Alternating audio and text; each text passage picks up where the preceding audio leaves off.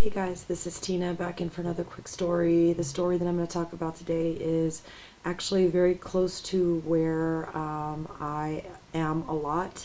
So it kind of really was a scary one, but it needs to be told, and I believe it has been told. I did see some of the information about this murder on Court TV. This murder is about Michelle Wyatt. This happened in 1980, October of 1980.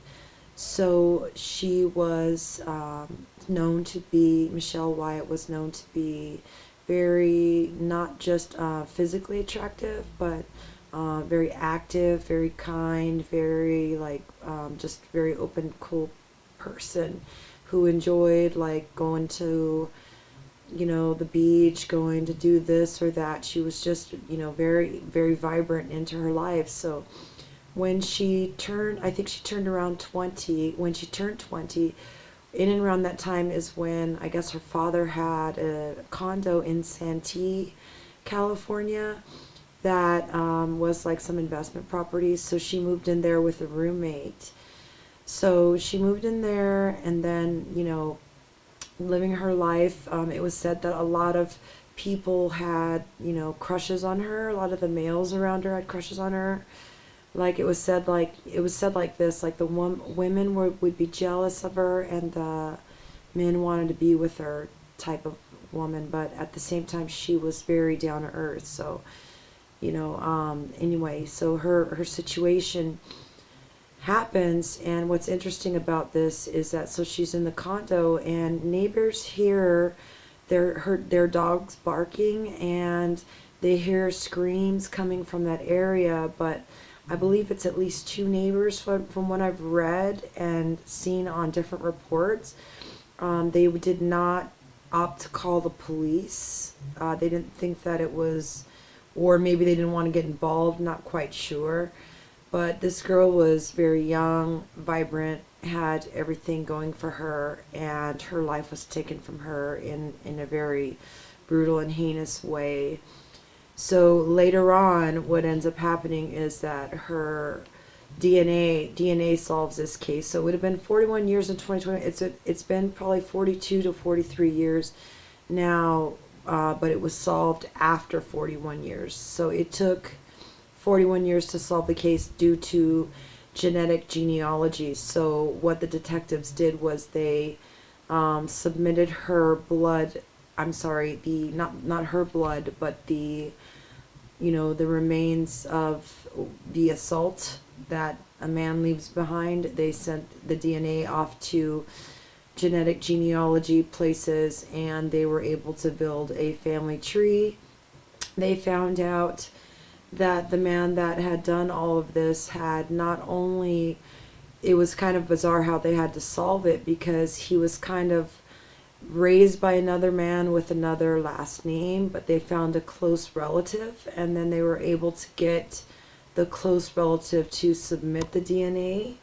So his name is Patrick Hogan.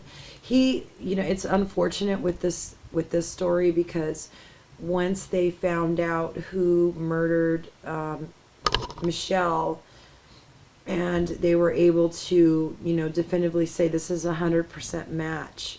The DNA is 100% match. So, he had already passed away. So apparently, I want to say 17 to 20 years, because I hear it in two different ways. One said 17 years, one said 24 years in different articles. But on the day that he killed her, 17 to 24 years, he died on that same month, the same day of when he had killed her. So it's said that he had some type of either meth overdose or a heart attack due to the meth use that might have made him have the heart attack. So it's unfortunate that though the family can get, they know who did it. They found out that at the time he was living in the area, though he was in the military, but he was on leave at that time. So they were able to go back and get like the military information of where he was in and at the time around the murder, and he was in fact in San Diego. To me, that's really scary because I'm in San Diego, and Santee is, you know, known to be pretty nice, so it's actually kind of shocking to me. I was going to go there and get some footage of the area, but was not able to. I do have a real job. So anyways, if you like to follow, you can subscribe or just follow and watch the videos. I found this one to be very interesting, and also thought that, you know, how they caught the person is like how they caught the I-5 killer. And I think a lot of this genetic genealogy, this type of, you know, finding crimes later is great. I do understand that some people, you know, there's controversy against giving your DNA out or submitting your DNA, but it's really interesting, and that, you know, they should find out who the murderer is, and, you know, they'll never know why. Or, you know, obviously we know that she was very attractive, and that I think that I had read somewhere that he had made some advances towards her, but she didn't reciprocate those feelings for him, or whatever it was that he had in his mind. But we really don't know, because the man has passed away, so there's no way to get any information from him to know, like, you know, what was the, you know, obviously no one knows what's on someone's mind who does an act like this. So anyways, guys, please follow, like, or subscribe. Okay, take care of yourselves. I'll see you in the next video. Bye.